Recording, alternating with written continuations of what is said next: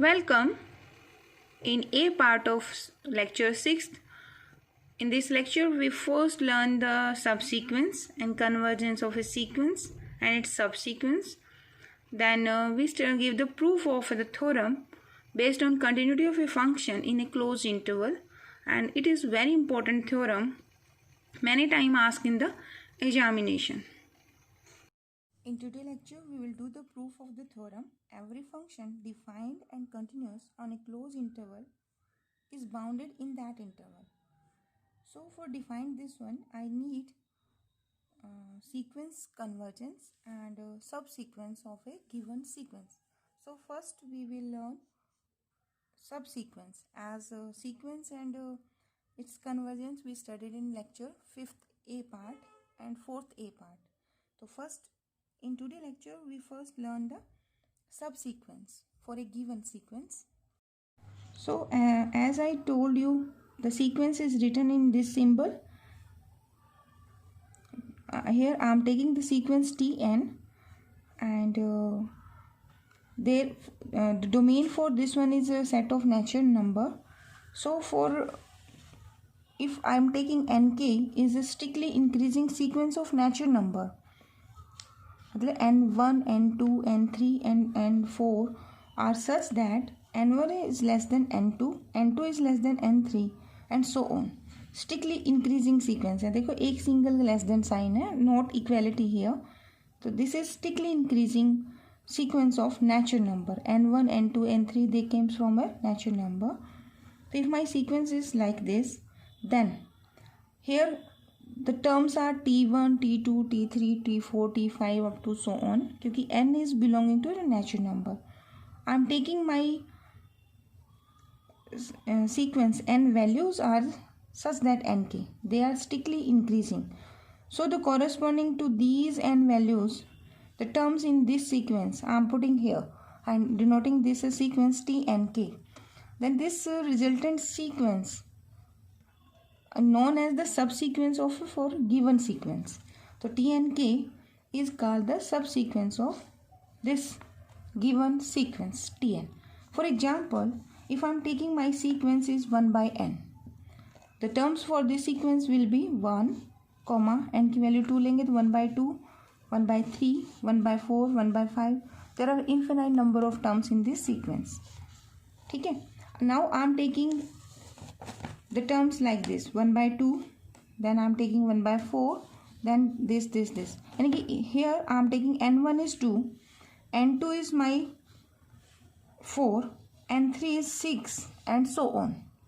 ठीक है. देखिए सबसीक्वेंस लिखते हुए कोई जरूरी नहीं है कि आपका ये पैटर्न होगा. जस्ट आपकी सबसीक्वेंस जब आप लिखोगे तो जैसे यहाँ पे जो फर्स्ट नंबर पे है, जो सेकंड नंबर पे है, तो पैटर्न रिमेन्स द सेम. आपका ऑर्डर सेम रहना चाहिए. We can say the order of the subsequence must occur in the same order as that occur in the original sequence. ठीक है. तो आपकी फर्स्ट प्रॉपर्टी तो ये इसमें रहनी चाहिए. सेकेंडली आप कह सकते हो कि for each terms of this sequence, अगर हम इसकी सीक्वेंस की जो टर्म्स हैं they are a m, each terms a m of the sequence हम यहाँ पे टी एम भी कह सकते हैं. And my sequence is this is my t of n, this is sequence. तो each term t m of the sequence T n, there is a term of the subsequence following it. मतलब जो previous terms हैं वो इसके आगे आनी चाहिए. ठीक है. Every sequence is also a subsequence of itself. This is the result. You can say in subsequence every sequence is also a subsequence of it self. ये भी आपके थर्ड प्रॉपर्टी आपकी रहेगी सब sequences की. And one more important thing जो मैं आपको यहाँ दिखाऊंगी भी अभी, कि it is not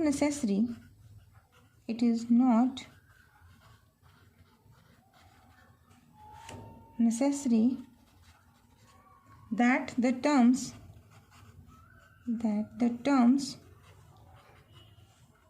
in the subsequence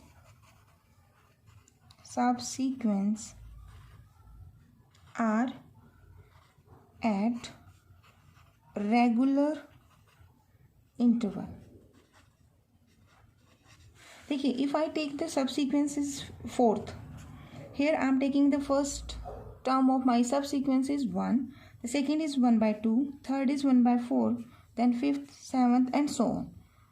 ठीक है, तो यहाँ कोई ये जरूरी नहीं है कि आपका रेगुलर इंटरवल ही रहेगा. जैसे यहाँ है 2 का डिफरेंस है, इवन पोजीशंस आपकी टर्म्स उठ रही हैं, तो ये ज़रूरी नहीं है कि सिर्फ इस तरह के फॉर्मेट वाली ही सबसीक्वेंस होगी. जस्ट बस आपका ये रहना चाहिए इसमें कि terms of subsequence must occur in the same order same होना चाहिए. कि ये नहीं, मतलब मान लो अगर मैं सीक्वेंस ऐसे कर दूँ कि 1/2, 1/3, then I said 1, then I said 1/4, 1/10, 1/7, in that case then this is this type of subsequence, as its terms are from the terms of sequence, but this is not a subsequence for a given sequence 1/n, because this is not subsequence because your pattern is not followed. If I put this term on the here 1/4, then 1/7, 1/10 and so on in the as the similar way as in my sequence, then this is a subsequence. ठीक है. Now one important theorem which is useful for today lecture, that is the result है आपका, जैसे हमने किया था convergence of a sequence. If my sequence is Tn and this sequence converges, the sequence is convergent and this converges to T0, then every subsequence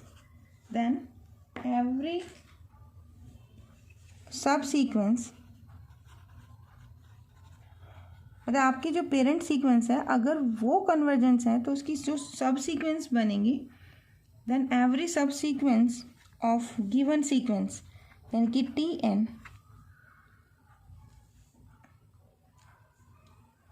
every subsequence of Tn, अब सब sequence हम क्या लेते हैं T of n के. ठीक है, तो is every sequence also converges और उस वहीं कन्वर्ज करेगी जहां आपके Tn कन्वर्ज करेगी, यानी कि T0 पे. Then every subsequence is also converges to T0. For example, as in our previous lecture I told कि 1/n, if my sequence Tn is 1/n, then the limit of the sequence, that is 0. If I calculate the limit of this sequence, the limit for this sequence is also 0. So this is the example based on our theorem. So let us take the proof of our theorem. Now let us take our theorem.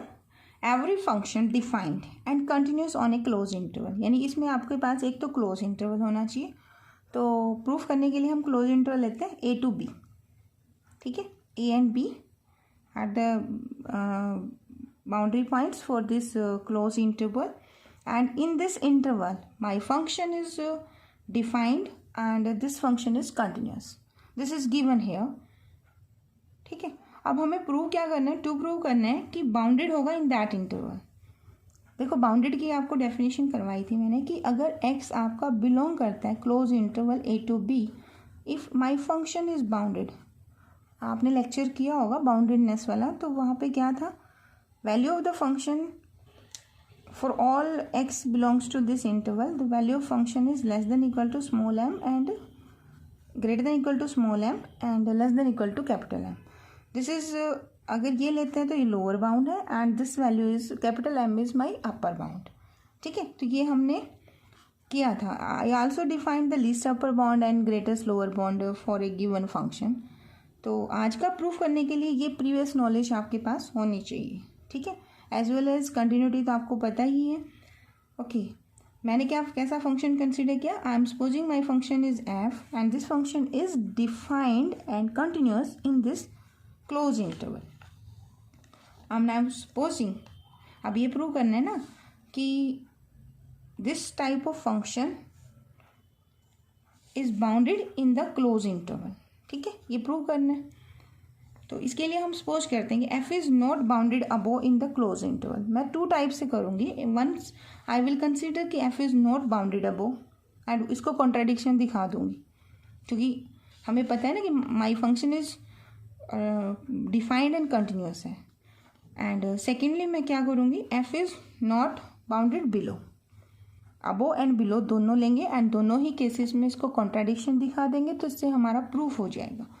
ठीक है, तो function is not bounded above. Bounded above का मतलब ये जो capital M की value थी ना, ये एग्जिस्ट नहीं करती, क्योंकि बाउंडेड अबो की डेफिनेशन क्या था कि फंक्शन की values in this close interval is always less than equal to a number capital M. ठीक है, अब मैंने सपोज किया कि my function is not bounded above. Now I am defined a sequence for each positive integer N.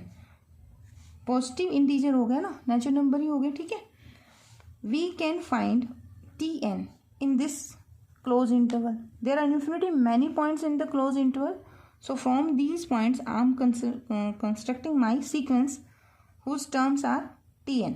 N is natural numbers है या positive integer कह सकते हैं, 1 2 3 4 5 so on, and corresponding to each value of n there are the terms t1 t2 t3 and so on in this closed interval. And I am supposing because my function is not bounded above, it means क्या है कि value of the function at this point will be greater than equal to small N. मैं इस तरह से कुछ points consider कर रही हूँ in this close interval such that F of T N is greater than N for all N belonging to natural numbers. जैसे जैसे एन की वैल्यू बढ़ती चली जाएगी, फंक्शन की value at that point is greater than this n, क्योंकि हमारा फंक्शन कैसा है, I am supposing this is not bounded above. Bounded above की फिर अगर नहीं है तो उसके इसमें क्या होता था, फंक्शन की वैल्यू बहुत बहुत बड़ी आती चली जाती थी। तो I am taking that thing here in the format f of function at t N is greater than n. ठीक है, अब एक चीज़ देखिए, my terms of T n, terms of sequence जो मैं कंसिडर कर रही हूँ, they are coming from a close intervals. It means every term in this sequence, अगर इसके कॉरेस्पॉन्डिंग में सीक्वेंस लिखती हूँ यहाँ पर टी एन के, तो these terms comes from a close interval, so this is bounded. तो दिस इज बाउंडेड, तो T N is a bounded sequence and bounded sequence in the close interval must have a limit point T nought. तो वो हमने limit point bounded है और limit point T naught है, तो T naught is limit point of the close interval also. तो T naught lies in the close interval भी होगा, या आपने limit point of set and limit point of interval and limit point of sequence में मैंने आपको बताया था। So we obtained a t naught a limit point of my sequence T n. और इस सीक्वेंस के कॉरेस्पॉन्डिंग अगर मुझे कोई सब सीक्वेंस बनानी है, as I told in the beginning, तो सब सीक्वेंस क्या बनेगी, टी एन के बनेगी। और जो एन के हैं n1 n2 n3 they are monotonically increasing sequence corresponding to natural numbers. ठीक है, तो टी नोट इस सीक्वेंस का लिमिट पॉइंट है, तो सब सीक्वेंस का भी क्या होगा, लिमिट पॉइंट होगा। ठीक है, तो आई obtained a subsequence T N K whose limit point is T nought.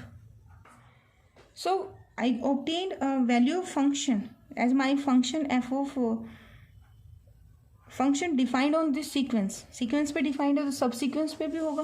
तो every terms of a subsequence they comes from the sequence, तो T N K is also from the sequence T N. तो यहाँ पर भी जो function होगा वो तो यही प्रॉपर्टी सेटिस्फाई करेगा ना, तो F of T N K is greater than N के होगा। अब फंक्शन की वैल्यूज एट टर्म्स पे हम निकाल रहे हैं, क्योंकि माई टी एन के these values belongs to the closed interval a to b and this value is greater than nk every point. So this is a sequence of functions which diverges to infinity. So we obtained here a sequence tn that converges to t naught, then subsequence tnk is also converges to t naught, but functions की value at tnk, the sequence of functions does not converges to f of t naught. ये एक fix point पर नहीं जा रही है आपकी, ठीक है।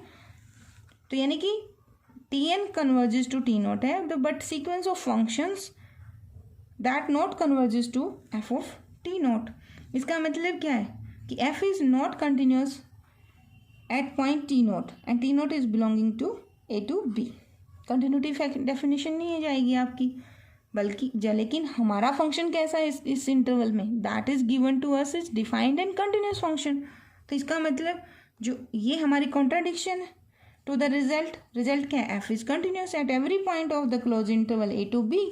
इसका मतलब आवर पोजीशन, हमने पोजीशन क्या ली थी कि f is not bounded above, इस पोजीशन हमारी क्या हो गई, f is not bounded above, this is wrong. तो hence f is bounded above in the interval A to b. Bounded above है तो it means f of x की value less than equal to m होगी for all x belonging to close interval A to b होगा, ठीक है, अगर बाउंडेड है। Similarly on the same pattern we can show f is bounded below in the close interval. हम suppose करेंगे, then take sequence करेंगे, फिर कन्वर्ज नहीं होती दिखा देंगे and we got the result. तो here I prove that the function is bounded above as well as bounded below. तो इसका मतलब क्या हुआ, my function f is bounded in the close interval A to b. Here the condition है कि function should be continuous. If your function is not continuous then theorem नहीं होगी, ठीक है। तो फर्स्ट है कि function is defined and continuous in the close interval, then this is bounded in this interval, ठीक है। Thank you.